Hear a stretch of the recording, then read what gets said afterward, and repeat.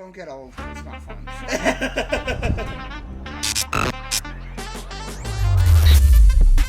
Hello, everybody. Welcome back to another episode of the Tech Unlocked podcast. This is episode 45.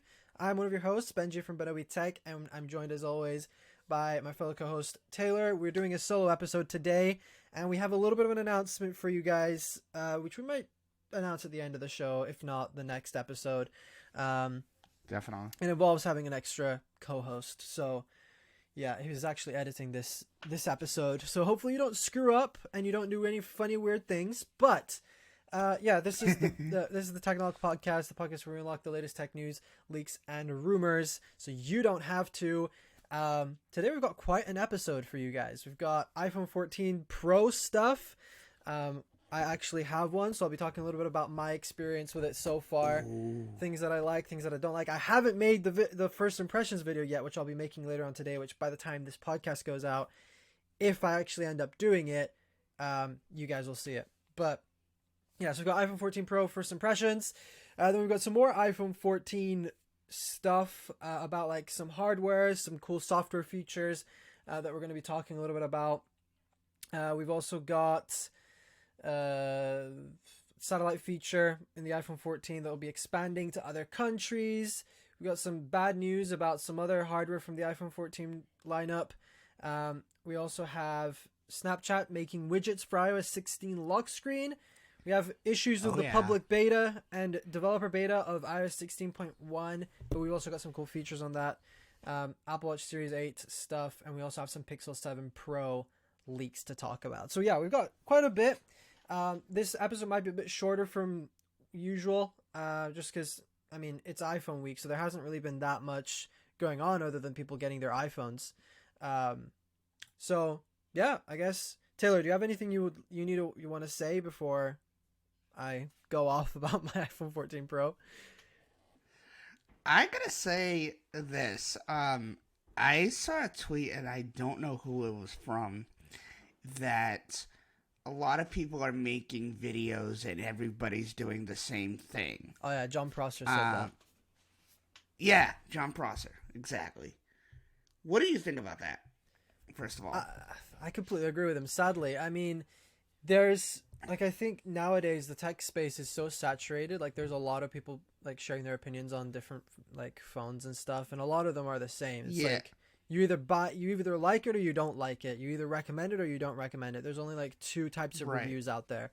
And I think, I mean, it's up to like the creators to find different ways of maybe presenting it, or different aspects to look at. Like with my reviews, I'm still gonna do like a regular iPhone 14 Pro review, but I also want to do like reasons why you need the iPhone 14 Pro, things to hate, kind of different videos like that, which are still technically reviews, but it's kind of a bit different. I don't know.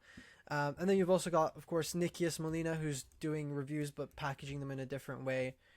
Because yeah, I think John had a point when he said, like, you watch one of them and you've watched all of them pretty much, which is true.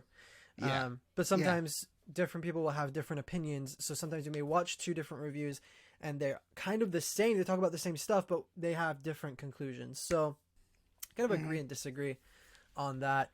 But I do think, like, it's up to us creators to create different content from each other instead of trying to copy MKBHD or copy Talos of Tech with their reviews. Right. And that's the thing, like, you know, be creative about it, you know. Don't try to, maybe add some more B-roll or, you know, something different. Or spice up your B-roll. Yeah, spice up your B-roll, or even like text and different, what do you call it, like overlays or whatever, stuff like that. You know, I don't know. I mean, what else can people do though? That's the thing. Like, what else can people do? It's true. I guess it's what, as I said, like, instead of focusing on doing a review, like, maybe review different aspects of the product, like make a whole video about a battery test. Like I think there's not many creators out there who are doing like a side by side comparison. You've got, of course, Aaron from Mr. Who's the Boss.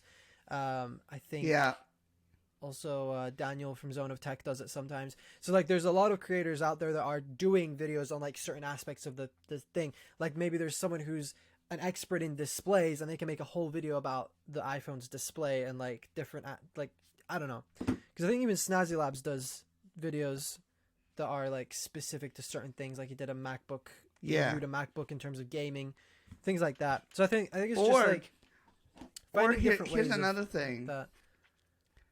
Here's another thing that I think I would do in the future is instead of doing a whole like 10, 15, 20 minute review, you know, lay it down to like, you know, 5-10 minutes. That's exactly the approach I'm going to take with the 14 Pro. And do it in like portions. So like do some things in one video, some things in another video, some things in another video. You know what I mean? And, so splitting the review in different videos, making it more digestible. Because I think that's exactly. That's something that's something that I'm really seeing a lot. Yeah, sorry, go ahead. Yeah. No, let me just say this, because I've seen it, and I've been watching a lot of, like, StreamYard, the channel, do videos and stuff. I watch a lot of Nick Nimmin, D Nimmin, and they talk about, even, what are the names? Think Media.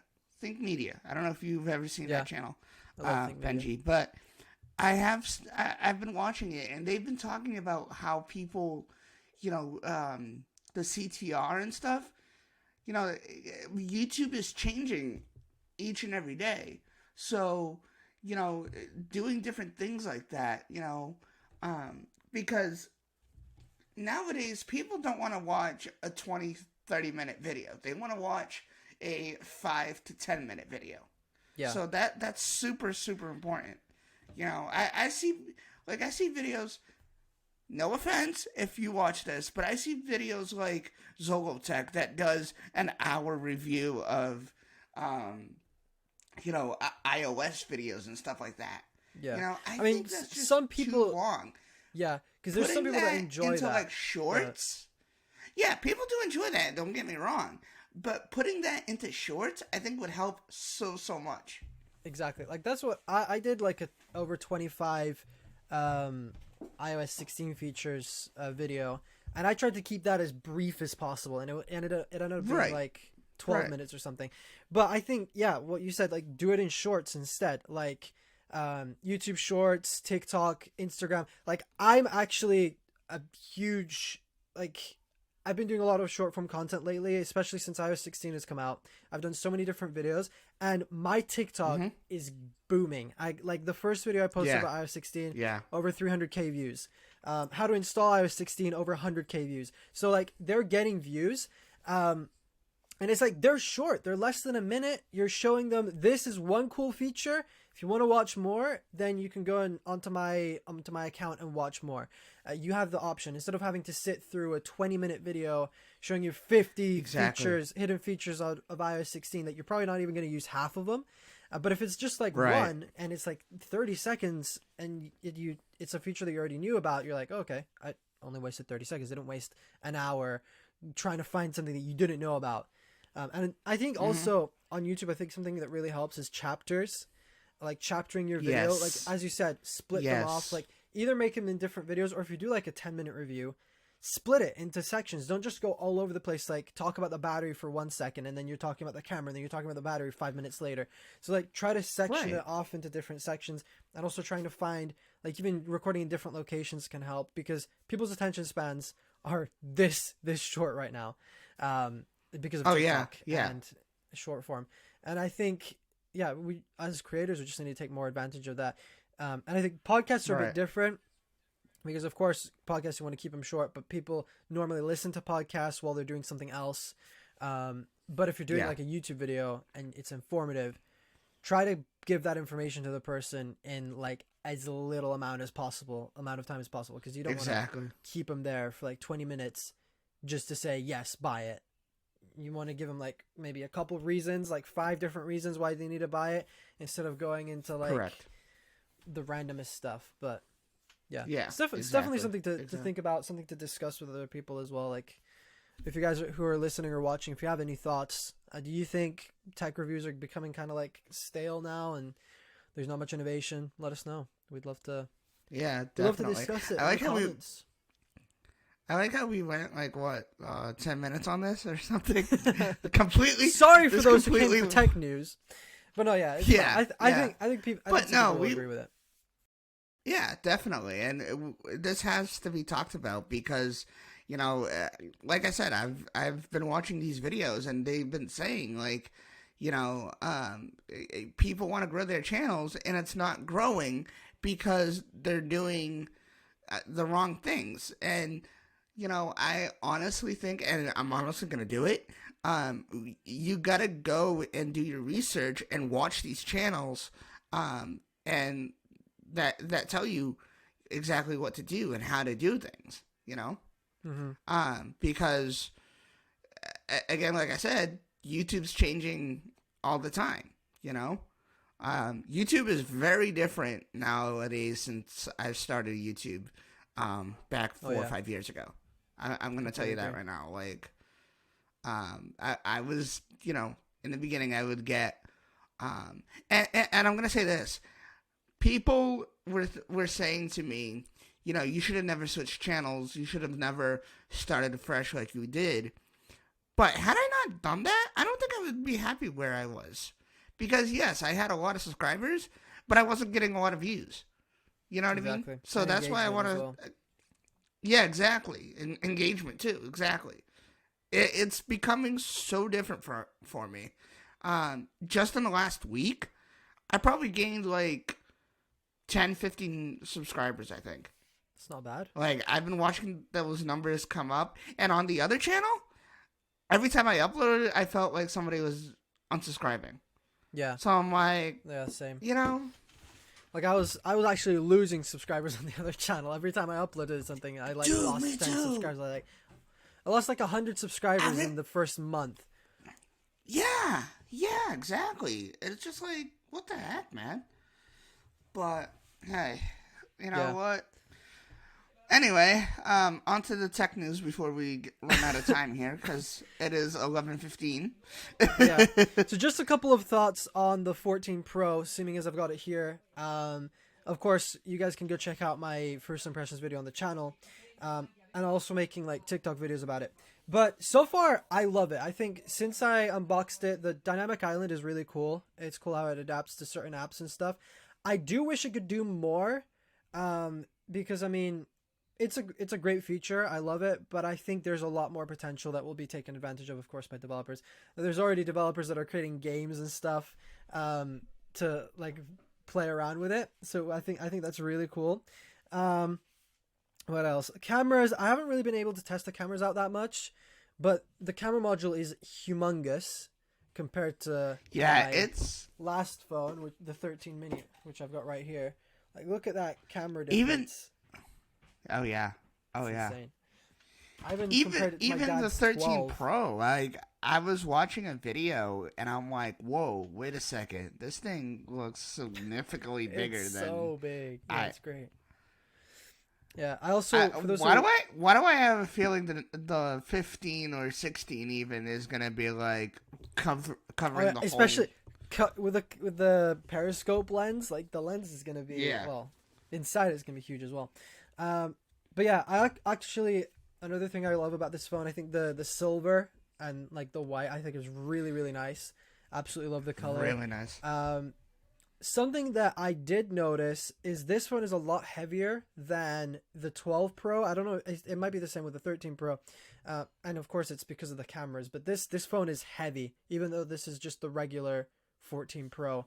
It's heavy. What else? I mean, I guess it's an iPhone.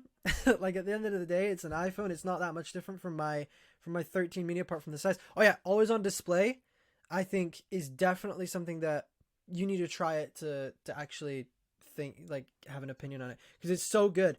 Like right now it's off, and it's it's cool. It's got the wallpaper still there and everything. I think it's a really cool feature.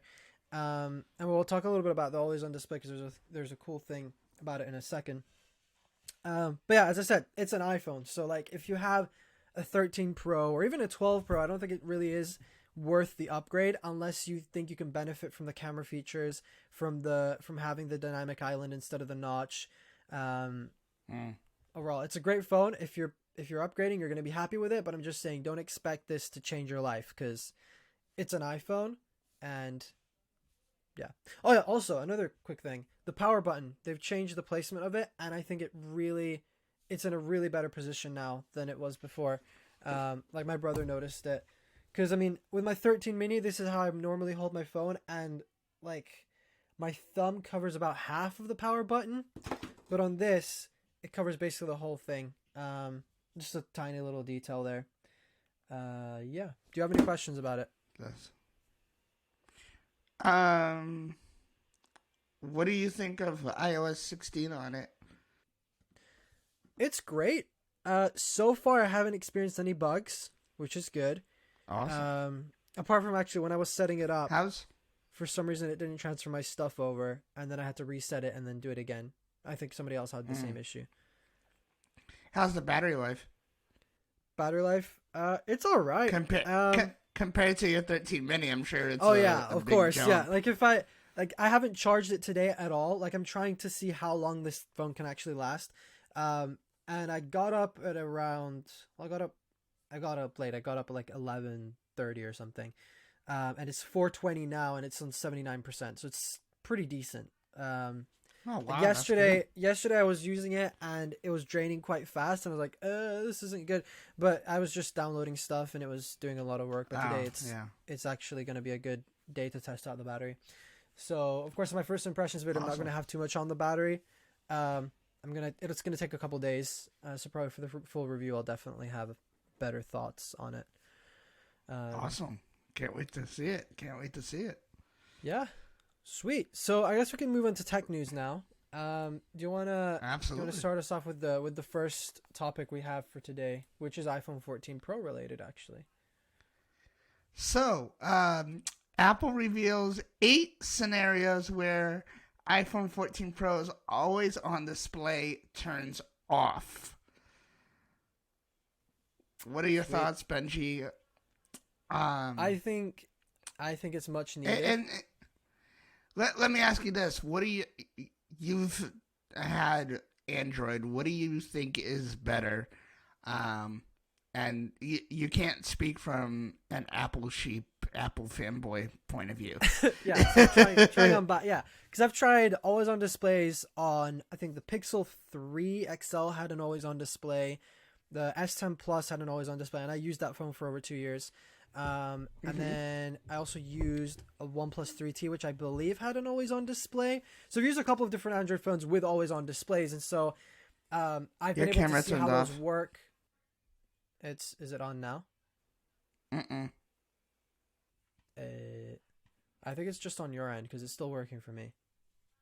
Okay, I just wanted to make sure. Yeah, because it did it in the last episode as well, I think, with someone. But then it was fine. The recording was fine. Okay. Anyway, what was I saying? So I've tried both always on displays now, and I must say I love Apple's approach to it, with being able to see all your notifications right there, having the what's it called? The widgets. Sorry, the widgets on the lock screen right there, and even the focus mode, it's really cool. And also you can instantly wake the phone up by just swiping up, and it unlocks. You don't have to tap on the screen or anything, you just get straight in. So there are a couple of things that are different. Like I think on the S10 it had the fingerprint sensor on the screen, and you could just put your thumb on it and it would unlock. Yep. And also, so I guess to talk a little bit about this news article that Mac Rumors said. So Apple reveals 8 scenarios. So they're always on display to, of course, preserve battery life, because you're not always going to be needing that always on display. So when your phone is lying face down, the always on display is off. When your phone is in your pocket, the always on display is off.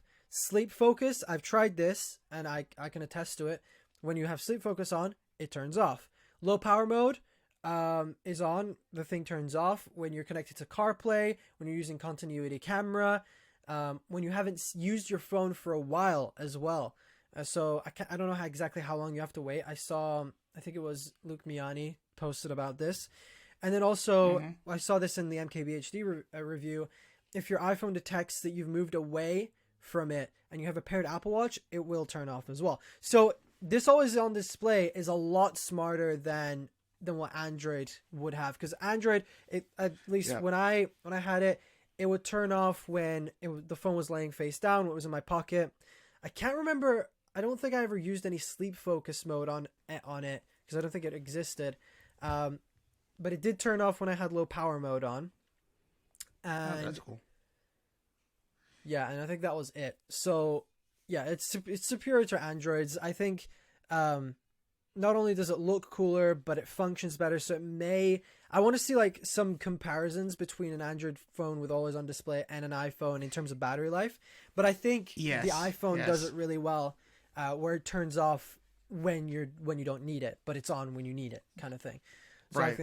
I think it's cool. And also the fact that it goes down to 1 hertz will definitely help the battery life as well. Because I remember when I had the S10 Plus, that didn't have a variable refresh rate display. I think it just had 60 hertz and it stayed at 60 hertz or something.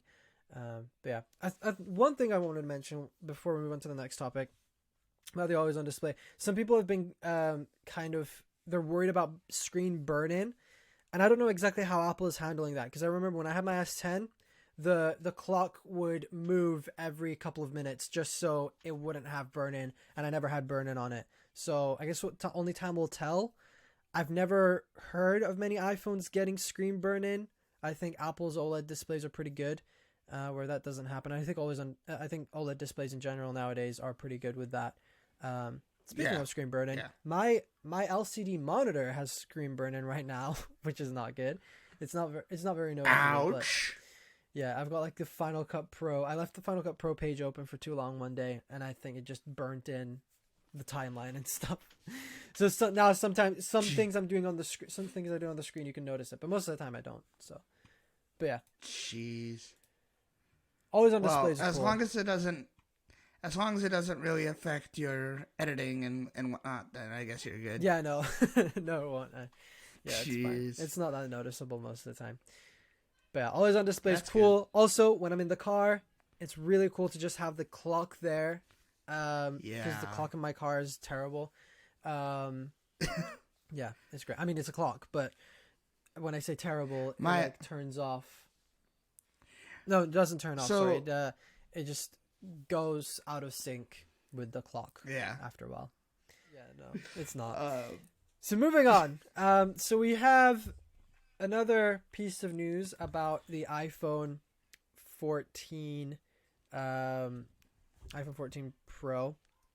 So we've got the Pro models feature Qualcomm's X65 modem for faster 5G speeds and longer battery life. Of course, I probably won't be testing the 5G speeds because they barely work in this country and with my carrier, and they're terrible when they do. But the longer battery life, we'll have to see on that as well. So far today, so good. So we'll see. I wish I could test out 5G, but we have Cricket, which is like a very cheap carrier. And don't get me wrong, I love it. You get unlimited everything. So I got the 12 Pro, and as you know, I was like, you know what, I want to see about 5G.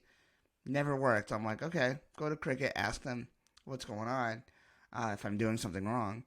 And they're like, oh no, if you wanted 5G, you would have to get a different plan, which you'd be paying at least $200 more.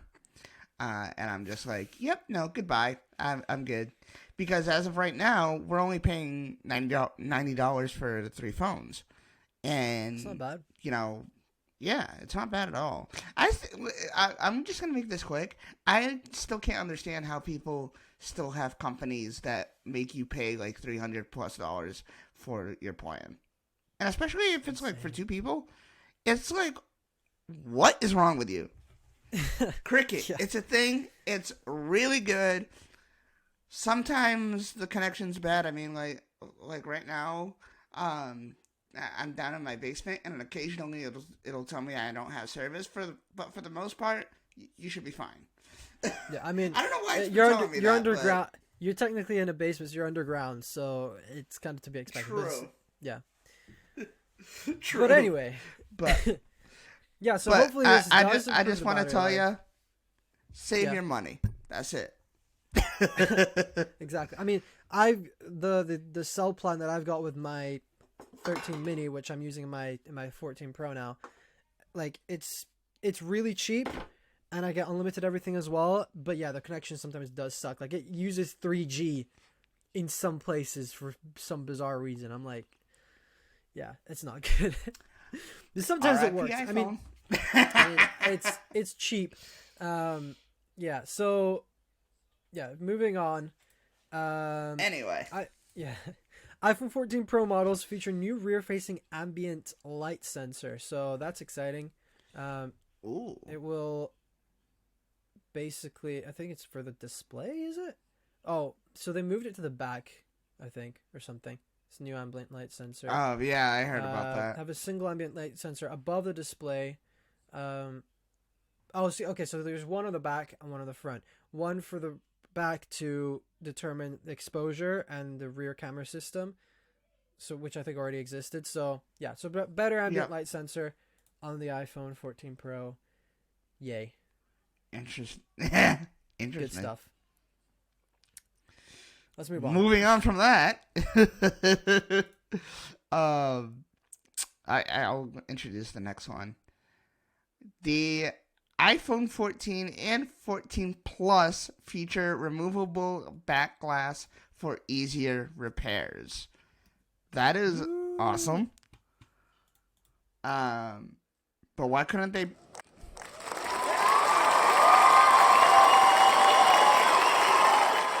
That's way too loud. But my only Okay. question is why couldn't they? But my only question is why couldn't they bring it to all devices? You know? Well, I guess they've just released these phones, and because they're trying to be a better company for the environment, they now have done it. Because So they've been up, like the glass back. I remember when they first introduced it. It was the hardest part to replace in the iPhone. Like you had to basically yeah, replace the whole frame.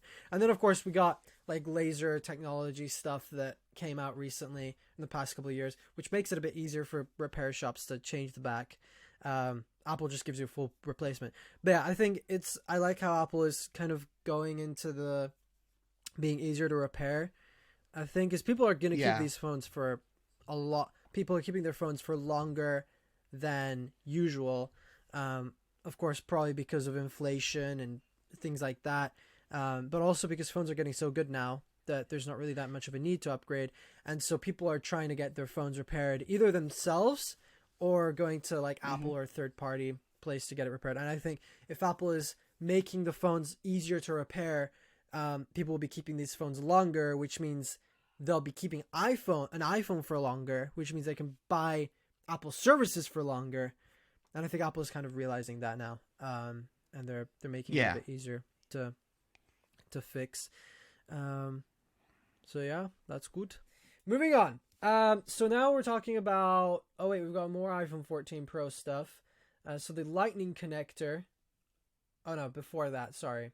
Apple is reportedly planning to expand the iPhone 14 satellite feature to more countries. So as of right now, it's only available in the US and Canada. Well, it's not available yet. It'll be available in the next couple months.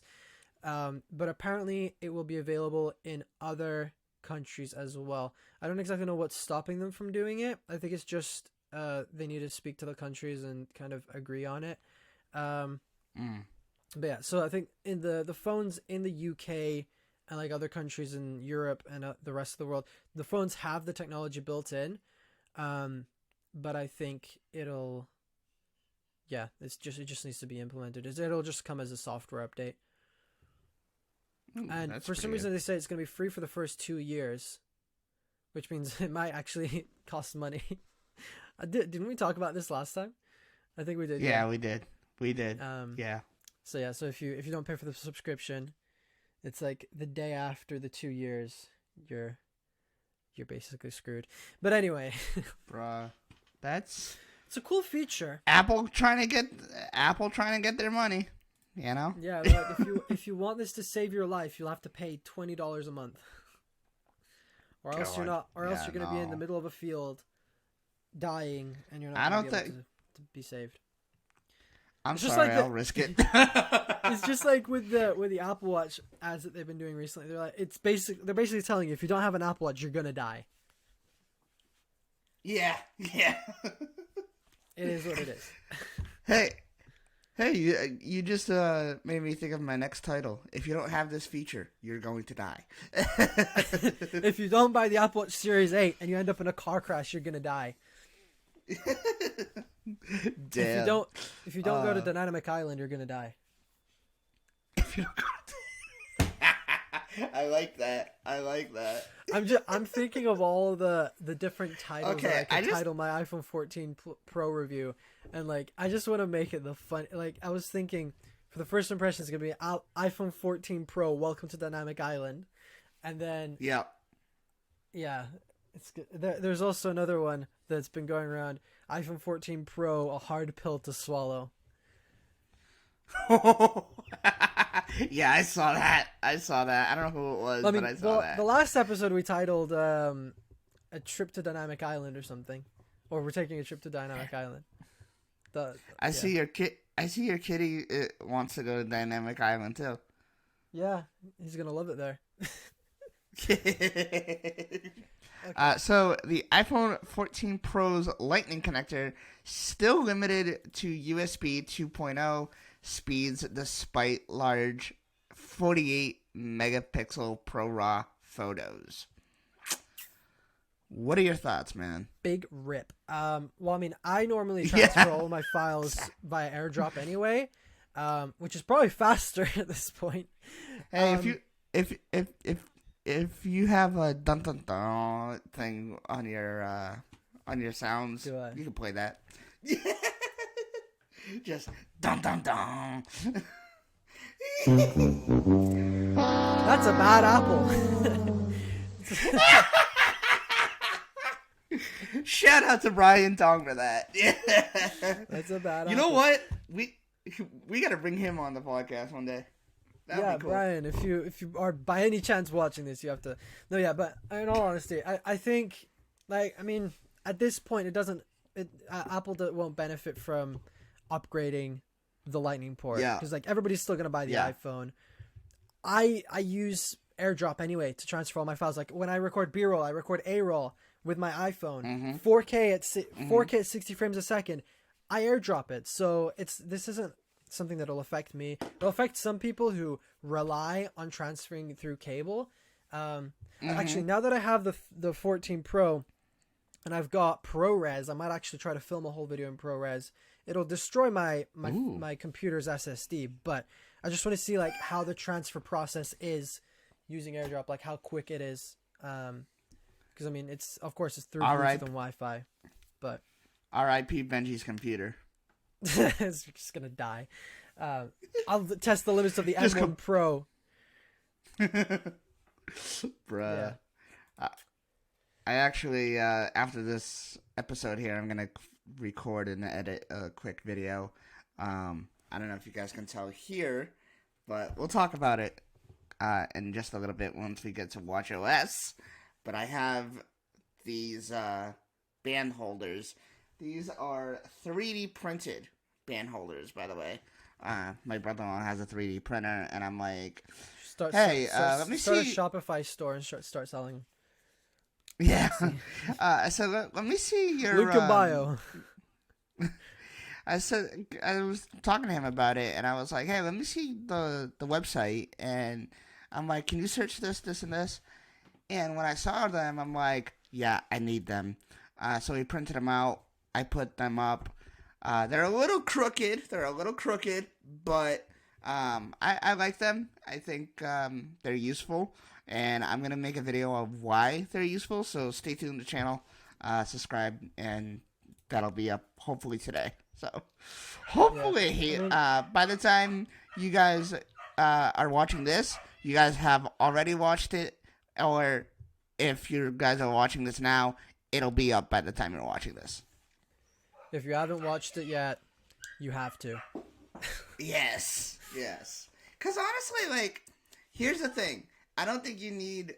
Yes, I mean, I'm sure they're not too expensive if you do buy them, but you don't need to buy them. I mean, if you have a 3D printer, or if you have somewhere that does 3D printing, then you can go over there and ask them to do it. I mean, my brother-in-law says it takes a couple hours, not a big deal. And for the most part, they look great. And if you get double-sided tape right there,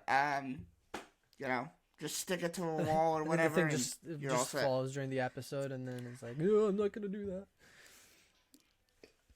I won't joke. It took me like a good 10 minutes to get these up, only because I have, like, let's say this one. I have the small one in front and the larger one in the back, and they kept falling every time I would put them up, and I'm just like, bruh, what the heck? Yeah, no, I'm gonna stick to.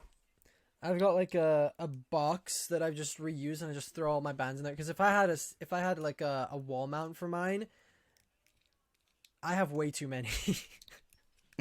They'll just take up the whole room probably. All things all the way around. I was gonna say, could you imagine the next episode? This is all filled with Apple Watch stuff. That would be funny. Hey, yeah. Anyway, no, I am planning to get a lot more, so we'll see. Yeah. And also the new ones that Apple released, the new Nike ones, like there's I was gonna say that red one is so good. I want it so bad. I was gonna say maybe even the Nike ones because let me see if this turns on. Oh, I have the the Nike watch faces. band. I have the Nike watch face. And I really think that it goes well with this band. I really like this band. This is a sub case. Definitely recommended. So, moving on to our next topic here. Apple confirms iOS 16 bug impacting new devices activation as iPhone 14 orders begin to arrive. So, some people experienced this. I didn't have any issues with activation, but apparently there were some people that were setting up their iPhone 14 or 14 Pros, and basically they wouldn't activate, which isn't great. Damn. But they also pushed out an update. They pushed out iOS 16.0.1 like on launch day.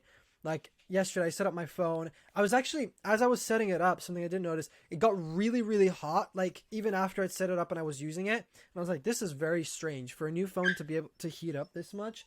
This isn't good. But I ended up updating, and now it's been completely fine. It might also help that I now have a case on my phone. But yeah, so Apple acknowledged that they had an issue. People were having this issue, and it wasn't good. But now it's fixed. So if you are buying a new iPhone 14 Pro and you have issues with activation, just plug it into your Mac or PC. If you have a PC, download iTunes and just update to 16.0.1 and then set it up. It's not that big of a deal. It does happen occasionally where Apple releases iPhones and the software is not ready for its actual activation and release. It's kind of funny, but yeah, it's fixed now. So it's all good. Next story we have for you guys today is Snapchat becomes latest popular app to introduce iOS 16 lock screen widget. Why would you want a widget for Snapchat? I don't know, but whatever. I mean, I think it's cool. You can just tap on it and instantly go into Snapchat and take a picture. I think it's cool. I mean, I don't use Snapchat that much. Like, actually, I haven't used it at all recently. But for those who do, or people who haven't updated to iOS 16 yet, Yeah. like my brother and my sister. Seeing as you guys use Snapchat so much, you might as well update, because now you can add a widget where if you tap on the widget, you go straight into messaging your best friend or whatever. Yeah. So yeah, and this just goes to show that there's apps that are starting to support widgets, and I think it's going to be really cool. I also love this in this article that we've used, where there's this screenshot and it shows the notch, like the old notch, Oh to kind God. of indicate that it's an iPhone. The notch is a lot smaller as well for some reason. Anyway, moving on again. Fake So Apple iPhone. releases fake iPhone. So Apple releases the first public beta of iOS 16.1 with clean energy charging, whatever that means, live activities, and more. And also something cool about the iOS 16.1 beta, those who have updated their iPhones to iOS 16 and you don't have the battery percentage means you have an iPhone 10R, 11, 12 mini, or 13 mini, which sucks. But now in iOS 16.1, for some reason, it's now available for all iPhones that can support iOS 16.1. So for those mini users, you now have that feature, which I think is quite exciting, because I don't know why. I literally have no idea. Apple has literally no reason. They haven't given us any reason for why it was exclusive. Like, yeah, that why was it exclusive weird. to the bigger phone? But yeah, now they've got it. So what does this clean energy feature mean exactly? Doesn't say. Cool. Well, thank you, Matt Groomers, for nothing. Oh wait, here we go. The update includes a clean energy charging feature in the United States that causes the iPhone to selectively charge at times when lower carbon emission electricity is available. Plus, it lays the groundwork for Matter, a smart home standard that Apple plans to begin to support this fall. Oh yeah, so that's another feature. But yeah, so clean energy charging if you're in the US. Don't know exactly how much this will impact the environment, but apparently it does.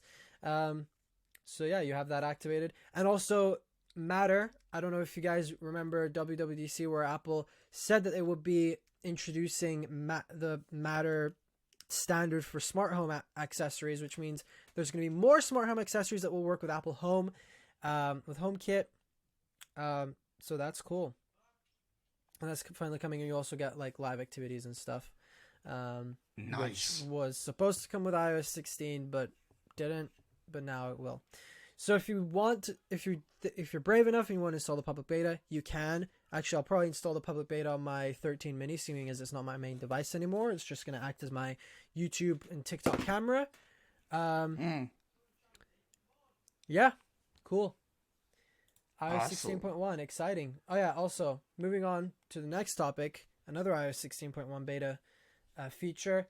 You're now going to have live sports scores on your iPhone lock screen, which is basically part of live activities, which was announced in iOS 16 but didn't come until now. Why are they waiting so long? Like, I don't know. I think even this always happens. Apple announces something, the release comes, the software release comes out, and then the thing does, like Universal Control last year was supposed to come out. That's a cool feature, and that didn't come until like this year, like a couple months ago. Yeah. Which now that we're using is really, really cool. I haven't used it in a little while though, just because my desk setup is kind of messed up. But it's a cool feature, and it took a while, maybe because they had to polish it. I think it's the same things happening with Stage Manager. Even though Stage Manager was technically created ages ago, but I don't know why they're having issues. But that will be coming out with iPadOS 16.1, which will be the first version of iPadOS 16, bizarrely.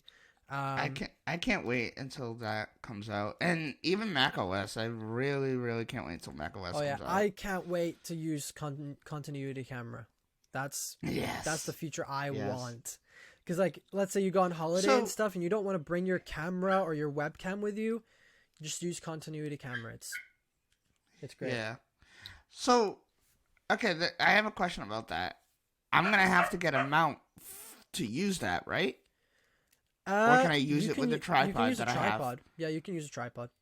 The mount is literally if you don't have, the mount is literally there if you don't have anything to like put your phone on, and it just snaps with MagSafe. Because when I go on my vacation, I can't promise anything, but I do think that I would like to do at least one episode with you over there. So you know, the setup over there isn't as easy um, as here because I'm not gonna have a table or anything. Yeah. So that's why I was asking. I'm gonna be taking my big tripod. I told my mom already. I'm taking my MacBook. I'm taking my tripod. Listen, I can't stop doing things just because I'm on vacation. Yes, I want to enjoy as much as I can, but I do want to continue working as well. I'm not getting Yeah. paid yet to do my stuff, but I treat it as such because I want to get there at some point in the near future and not take like 15 years to get there. YouTube, can you help me out? I've I'm just just found a saying. really, really cool MagSafe accessory. I'll tell you about it later. And it's surprisingly cheap. But anyway, talking about tripods. So yeah, Send it so to me moving on. ASAP. So moving on to the next thing we want to talk about. So iOS 16.1 beta, it's great so far for a lot of people. It's fixing some issues, but it's also breaking stuff. So apparently GPS on the 14 Pro models on the 16.1 beta is not working. Interesting. So that's not good. Interesting. Yeah, so a lot of stuff in Apple software is breaking as well. Like Jesus. out of all the things that it could break, it breaks GPS. Like that's, imagine you have to get an Uber or you have to send your location to someone or you have to like navigate somewhere. You can't now if you have the beta. So yeah, don't do that. And this is why I don't have betas.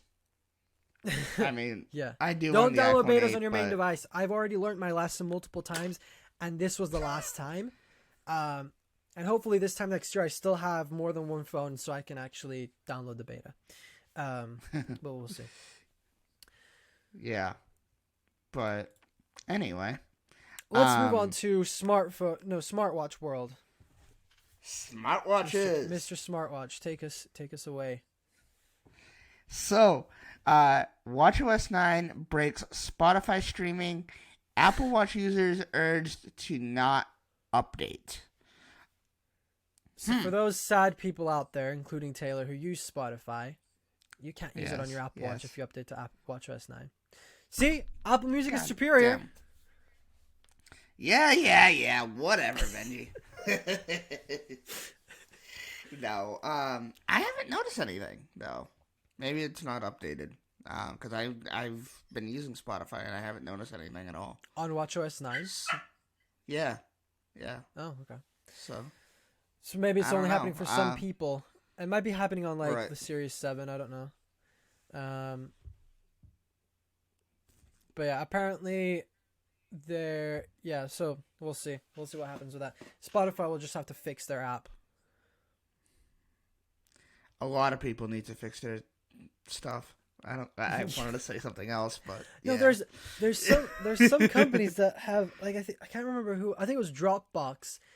Ages ago, I think we talked about it on the show, where they said they refused to update their app to like work with like M1, like Apple Silicon or something. Oh, like God. it still works, but it doesn't work as Yeah. well. Like they don't want to optimize it. They're like, nah, yeah, who cares? Wow. Maybe deep down they think that Apple's gonna go back to using Intel chips in a couple of years, but which I highly doubt. I think Intel's probably gonna start getting Apple to make their chips.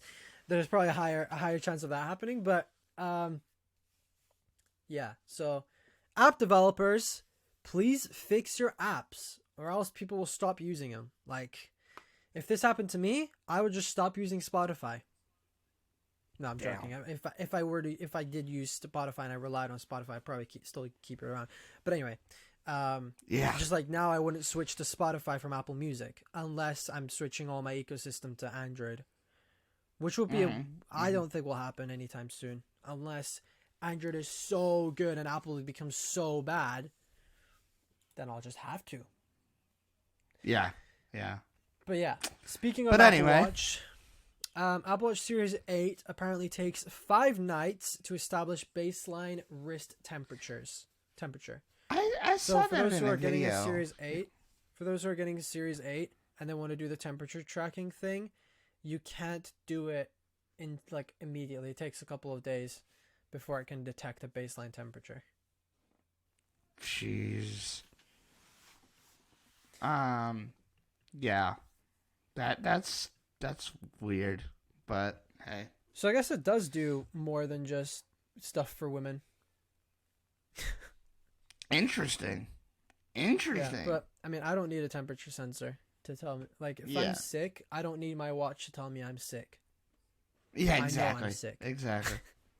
Like, if I have a fever, and also, why would you need to know your body temperature at night? I mean, I guess you can get too cold or too hot, but still, like the Apple Watch is probably not going to be that accurate.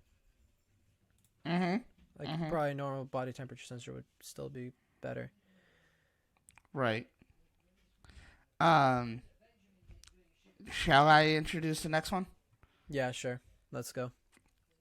All right. So, Google Pixel 7 Pro benchmark points to CPU and GPU specs of Tensor G2 or Generation 2. So, the benchmarks. It's not looking very good. It's like 1,068 single core score and 3,149 multi-core score. And I'm pretty sure I saw a benchmark for the 14 Pro and it was like 5,000 multi-core score and like some crazy amount for multi-core, single core. So, I mean, yeah. Even last year's Tensor chip was a bit lackluster in terms of performance, but I guess it's Google's kind of first couple of chips. Like I'm sure, I can't remember Apple's first chips, but I'm sure they weren't as good. Actually, I do remember. I think I had an iPhone 4 that had the first Apple Silicon chip, but yeah. So it'll take a couple of years for Google to kind of nail it and kind of put it on par with Apple. But I don't think they're going to be reaching Apple's speed anytime soon. Yeah, no. I don't think anybody is going to, honestly. Oh, heck no. Especially with the computers, like Intel is nowhere near. Oh, yeah, no. As much as Google is great, it's not going to reach Apple's potential. Never. But that's just my opinion. Especially let us know yours. Now.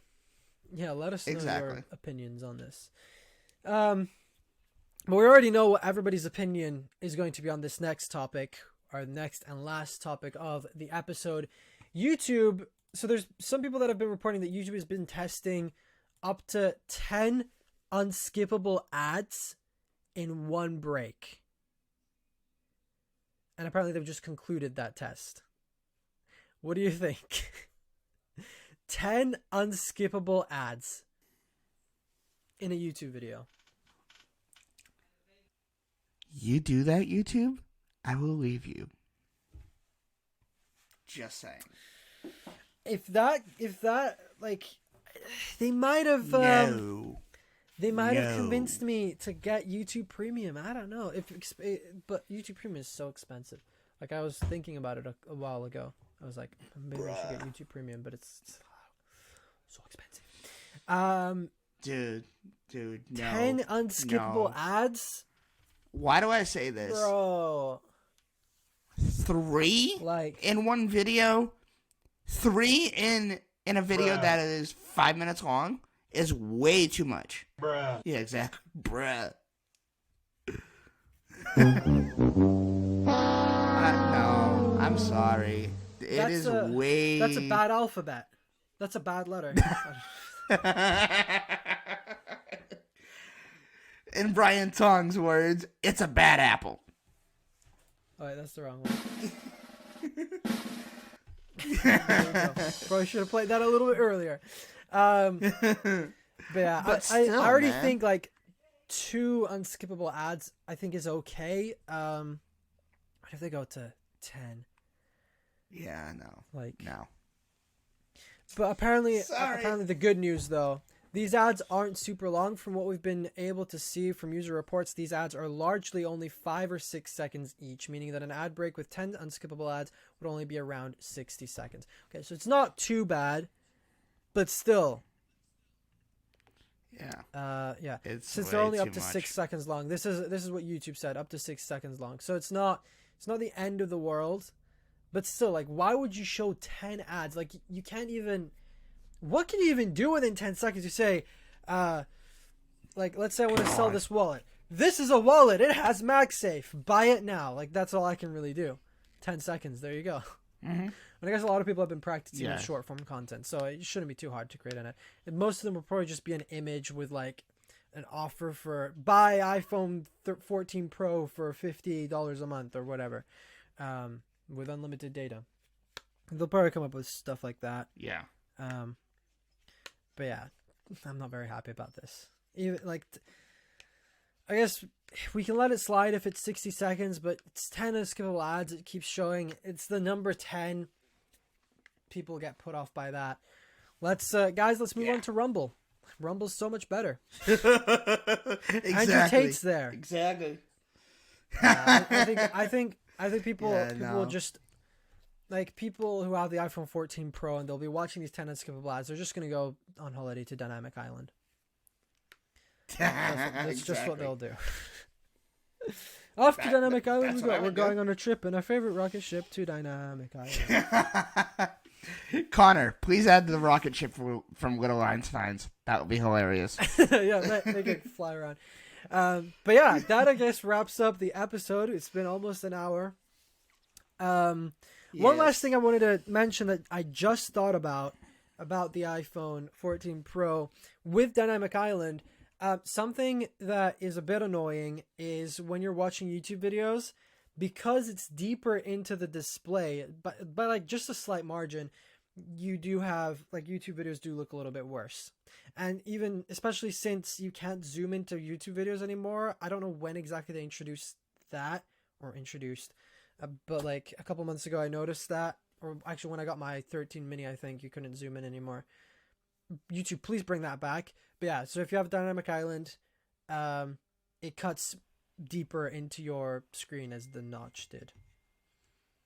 Yeah. Which is no bueno. Definitely.